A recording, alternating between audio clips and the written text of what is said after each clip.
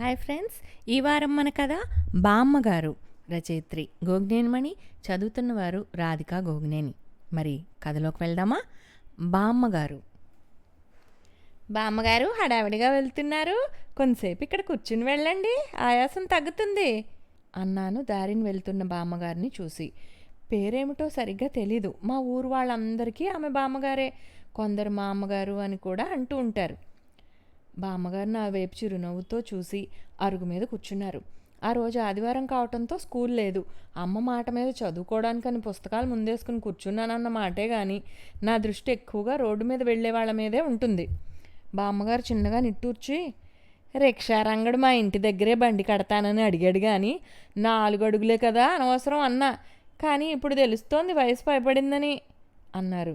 తర్వాత నా వైపు అభిమానంగా చూస్తూ, ఇప్పుడు హై స్కూల్ కుర్రాడివే కానీ ముందు ముందు పెద్ద చదువులు చదివి ఎంత పెద్ద ఉద్యోగం చేసినా పెద్దల పట్ల ఇలాంటి ఆదరం అభిమానం చూపించడం మాత్రం మర్చిపోకరా అబ్బాయి అని హితవు పలికి తన దగ్గరున్న బ్యాగ్లో నుండి ఓ వేరుశనగపప్పు పొట్లం తీసి నా చేతికిచ్చి, తింటూ చదువుకో అన్నారు చిరునవ్వుతో. నాకు చాలా ఆనందంగా అనిపించింది. బామ్మగారు 4 అడుగులు అన్నారు అంటే ఎంతవరకు నసుగుతూ అడిగాను. ఈ వీధి చివరున్న కాశీం ఇంటి వరకు, అంతే. 3 రోజుల నుండి వాడు జ్వరంతో మంచం మీదే ఉంటున్నాడని తెలిసింది. ఏవో చిన్న చితకా పనులు చేసి ఏదో ఇంత తెచ్చి పడేసేవాడు మంచాన పడితే 2 చిన్నపిల్లలతో ఆ ఇల్లాలి ఏం అవస్థలు పడుతోందో చూసి పలకరించి వద్దామని అని జవాబు చెప్పారు.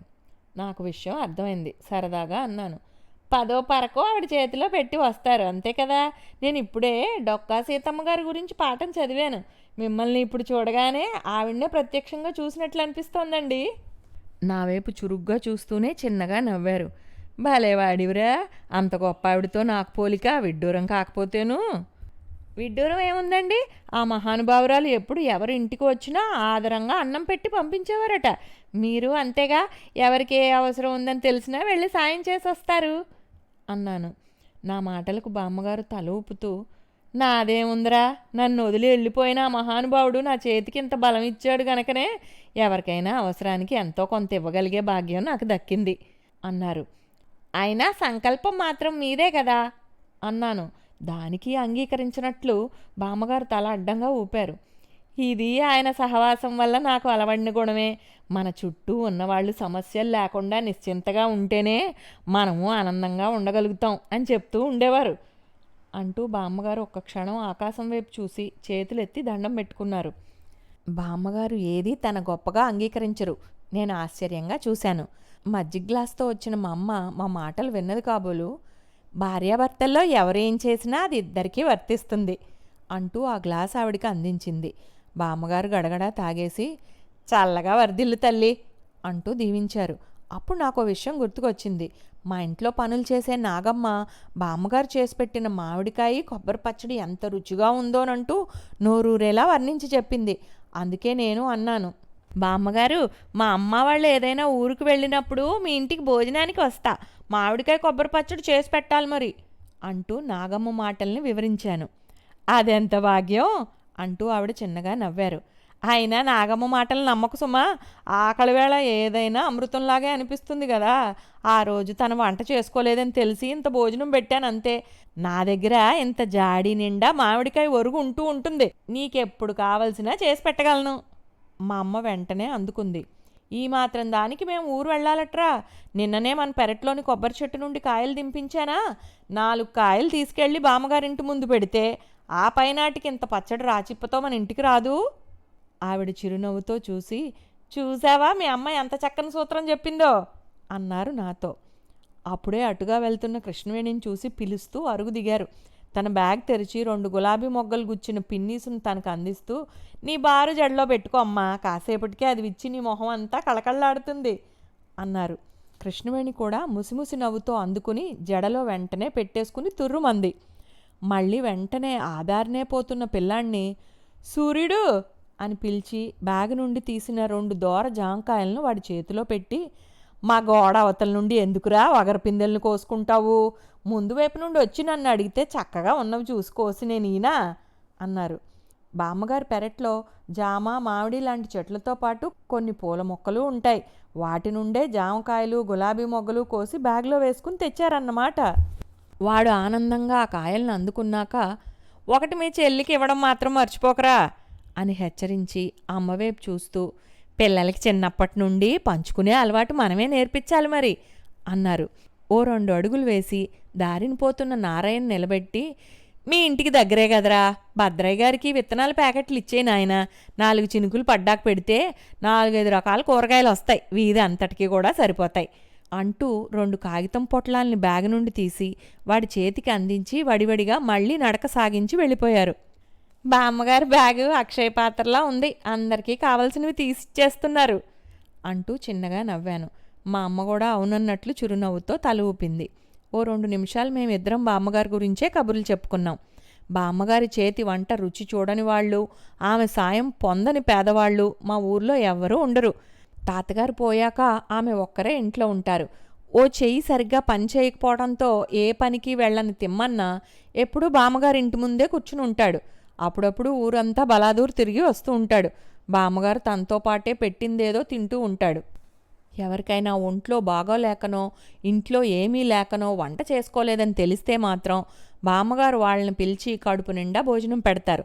ఇక తిమ్మన్నకైతే ప్రతిరోజు తప్పనిసరే. బామ్మగారి ఇల్లు చిన్నదే అయినా పక్కగా స్థలం ఎక్కువగా ఉంటుంది.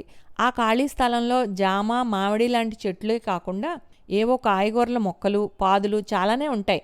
ప్రతిరోజు వాటి సంరక్షణే బామ్మగారికి కాలక్షేపం. ఆ కాయగూరలన్నీ అందరిళ్లకు చేరుతూ ఉంటాయి.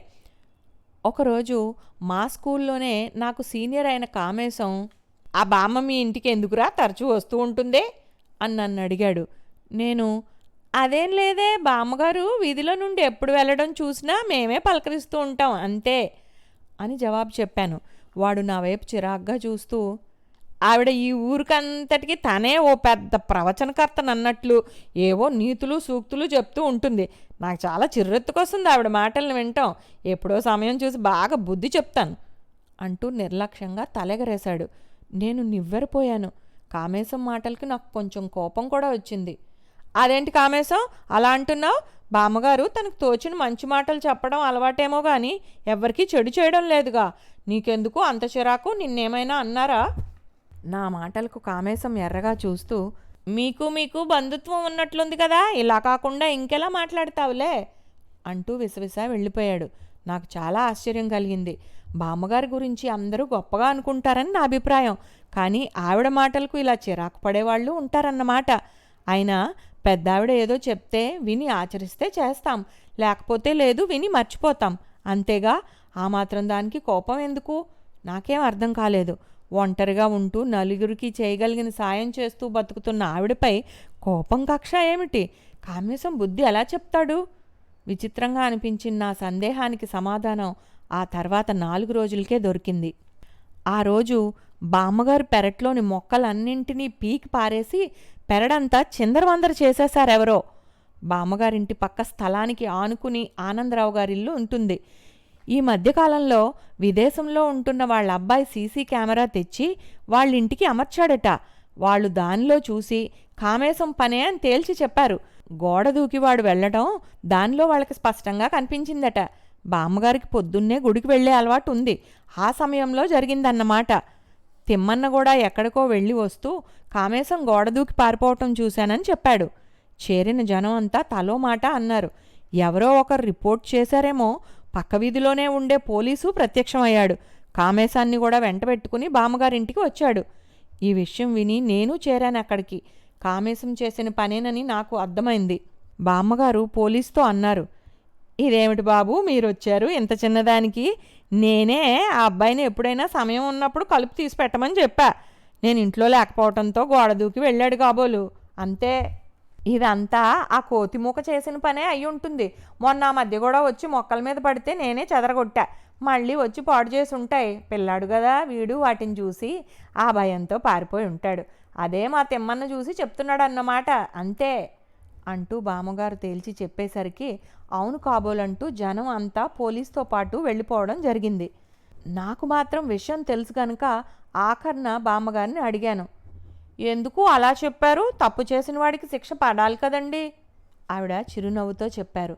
బావుందిరా, పిచ్చుక మీద బ్రహ్మాస్త్రంలా ఈ మాత్రం దానికి శిక్ష వెయ్యాలంటావా? తప్పు తెలుసుకుంటే చాలు కదా అనిపించింది. నా మాటలకు వాడి కళ్ళల్లో కనిపించిన నీటి చెమ్మ, దించుకున్న మొహంలోని పశ్చాత్తాప భావం చాలదా? నా చేయి ఆసరాతో ఎవరైనా లేచి నిలబడగలిగితే నాకు సంతోషం గాని, ఇంత చిన్న పనికి శిక్షించి వాడి భవిష్యత్తును పాడు చేయడం నాకు బాధే కదరా. నాకు ఆశ్చర్యం కలగలేదు. నేను ఊహించిన సమాధానమే. చిన్న విషయమే అయినా బామ్మగారి వ్యక్తిత్వం ఎలాంటిదో ఆ సంఘటన తెలియచేసింది. సామాన్యమైన వ్యక్తుల్లోనూ అసామాన్యమైన వ్యక్తిత్వం కలవారు ఉంటారు మరి. అపకారికి ఉపకారం అనే పద్యపాఠం గుర్తుకు వచ్చింది కూడా.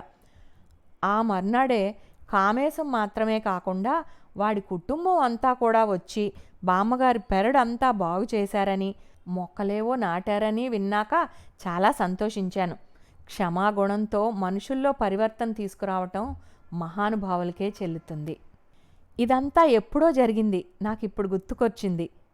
నా ఎదురుగా కుర్చీలో కూర్చున్న పెద్దాయన, ఏమిటి కలెక్టర్ గారు, నన్ను కూర్చోమని చెప్పి మీరేదో ఆలోచనలో పడ్డారు అని అడగటంతో ఉలిక్కిపడి వర్తమానంలోకి వచ్చాను. బామ్మగారు నాకొకప్పుడు పెద్దల పట్ల ఆదరం చూపించటం మర్చిపోవద్దని చెప్పిన మాట గుర్తుకు వచ్చి అభ్యర్థనగా నా సాయం కోరి నిలబడి మాట్లాడుతున్న ఆయన్ని కూర్చోమని చెప్పి గతంలోకి జారుకున్నానన్నమాట. ఇప్పుడు చెప్పండి, ఏం పని మీద వచ్చారు అని వారిని ఆదరంగా అడిగాను.